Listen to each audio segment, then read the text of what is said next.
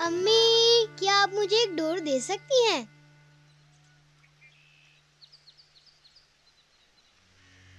ताहिर, मैं क्या कहता हूँ कि आज रात को उसको निकालकर समंदर में फेंक देते हैं। हाँ, देखो, मैं हरगिज तुम्हें जेल नहीं जाने दूंगा। भाई, हमने क्या बात की थी? अब कुछ भी नहीं हो सकता। तो क्या होगा? जो होना है हो जाएगा भाई। हाँ, और मैं ऐसे ही देखता रहूंगा।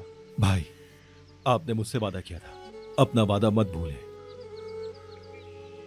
आप मेरी अमानतों की हिफाजत करेंगे। हाँ।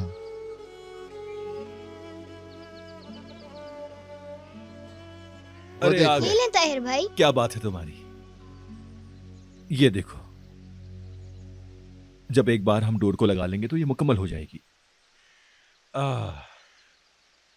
मुस्तफा अंकल, हमने अच्छी पतंग बनाई है ना? बहुत अच्छी है।